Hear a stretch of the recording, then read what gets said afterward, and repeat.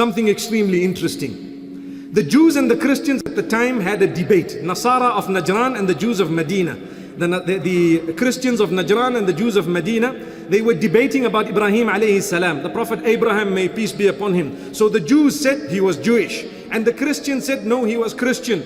So Allah subhanahu wa ta'ala revealed verses saying, hey, how can you argue about Ibrahim, whether he was Jewish or Christian, yet he came well before Judaism or Christianity. If you take a look, he was the father of Moses, he was the father of Jesus, he came well before. So he was neither Jew nor was he Christian. Instead, he was a person who submitted to the one Lord, to Allah. The monotheism, it is known as Abrahamic monotheism, that was Abraham. Do not say he was a Jew or a Christian. Allah says it's common logic that he came well before. So what is this debate all about? Imagine how the problem was solved. Verse number 65 of Surah Al Imran, Allah says, Ya Ahl al-Kitabi, O people of the book, Lima tuhajjuna fi Ibrahim. Why is it that you are arguing with one another about Abraham, may peace be upon him, alayhi salatu wassalam.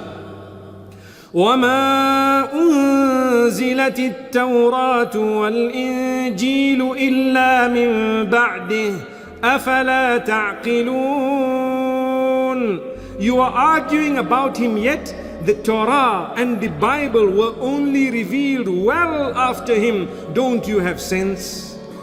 Amazing verse. May Allah subhanahu wa ta'ala help us all and may He grant us all goodness. Allah says, ما كان إبراهيم يهوديا ولا نصرانيا ولكن كان حنيفا مسلما وما كان من المشركين. Abraham, may peace be upon him, was neither Jewish nor Christian, but instead he was upon monotheism, submitting to Allah subhanahu wa ta'ala, and he was not a polytheist. May Allah subhanahu wa ta'ala protect us from polytheism. May He grant us the ability to understand what has been said this evening, to put it into implementation in our own lives, and may Allah subhanahu wa ta'ala bless us all. Allah